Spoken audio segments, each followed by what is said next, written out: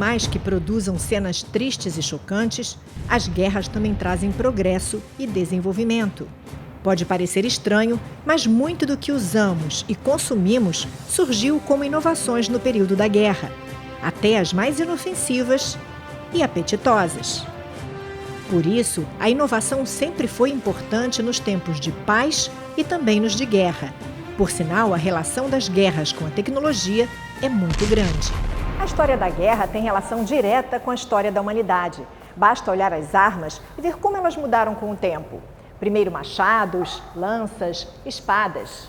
Depois eles foram substituídos por armas de fogo cada vez mais potentes, o que mudou o destino de muitos povos e até a configuração dos mapas.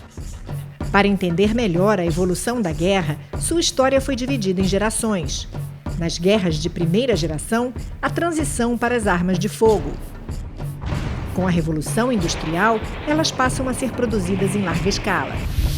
Na guerra de segunda geração, ferrovias e navios maiores aceleram o movimento das tropas. Já a guerra de terceira geração foi uma guerra de manobra, uma invenção alemã que consistia em buscar velocidade e surpresa.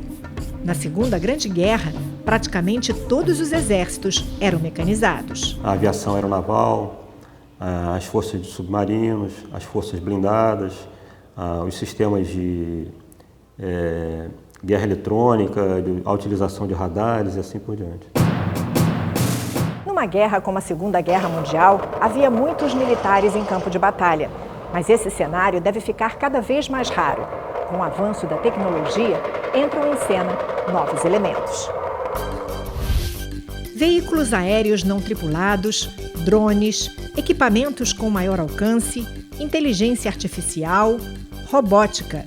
Estamos na guerra de quarta geração. Uma das tecnologias que a gente verifica que está emergindo de uma forma muito consistente e no ritmo exponencial é a robótica. Nesse sentido, a gente verificou, a partir dos anos 2000, um crescimento também exponencial da aplicação de robótica na área de defesa. Os conflitos não são mais por território. Entram os conflitos provocados por diferenças étnicas, culturais, econômicas, políticas e religiosas. A manobra de informações chega a se sobrepor à manobra do terreno. O terrorismo e os ataques cibernéticos são ameaças reais. O campo de batalha passa a ser permanente e sem origem clara ou definida. Que a guerra não é mais produzida em uma única dimensão ou por um inimigo fixo ou a guerra entre estados. Ela começa a mudar um pouquinho o tom e surge também o conceito de guerra híbrida, que mostra exatamente isso. Olha, a guerra ela pode iniciar com a expressão econômica. Ela pode ser um ataque de George Soros às bolsas em Nova York, ou ela pode iniciar com um ataque às comunicações de uma determinada ou energia de um determinado país. E é só um país criar algo novo para surgir um movimento de outros países. Bastou um movimento de uma das potências europeias, utilizando novos carros de combate, novos projetis de artilharia, drones, em um conflito localizado, e com isso causou um desequilíbrio naquele status quo. A partir desse momento nós temos uma nova busca de novos equipamentos convencionais, armamentos convencionais, para buscar o equilíbrio. Mas como será a guerra do futuro, a guerra de quinta geração? Para alguns especialistas, essa guerra pode ser silenciosa. Ninguém tem o poder financeiro da moeda americana, a relevância da moeda americana no mundo global, como os americanos têm. Todo mundo pode fazer o que quiser, se pintar de azul, vermelho, não vai conseguir chegar lá. Então é um poder enorme, com uma capacidade de destruição monumental, muito barato de operar, porque não opera pelos militares, opera pelo sistema financeiro.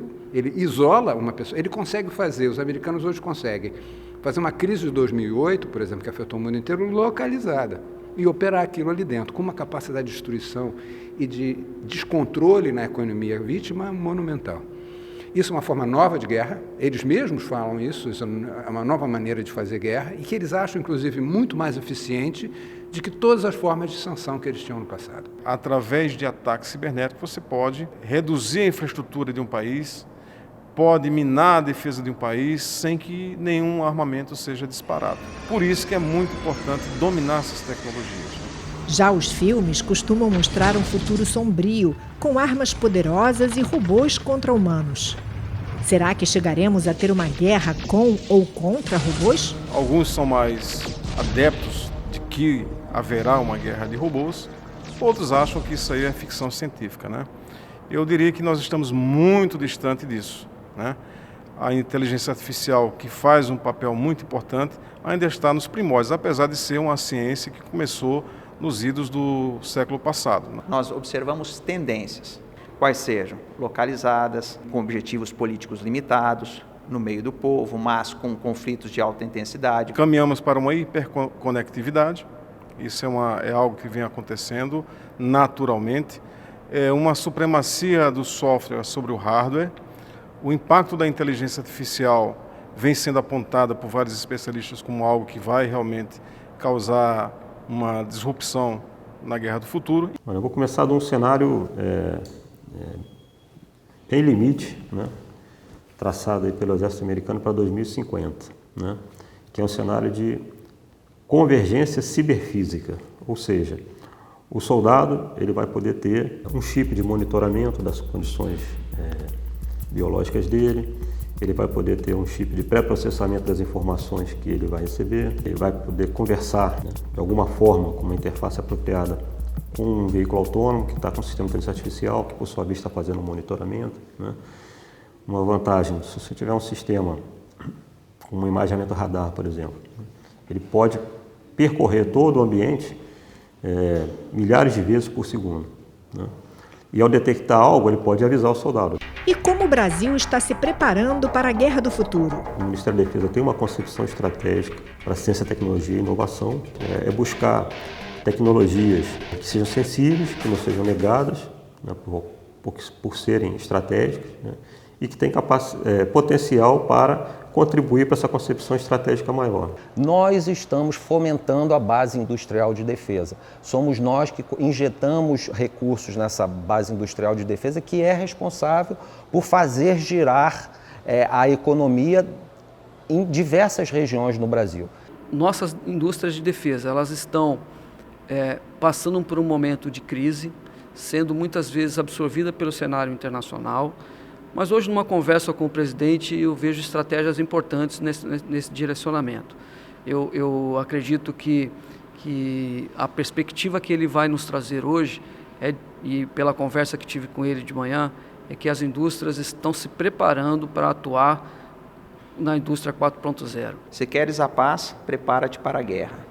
No momento em que nós nos preparamos e investimos mais em defesa, com a quantidade maior de investimentos, nós estamos contribuindo para a nossa segurança e, com isso, evitando o conflito. Nenhum de nós quer uma guerra de quarta ou quinta geração.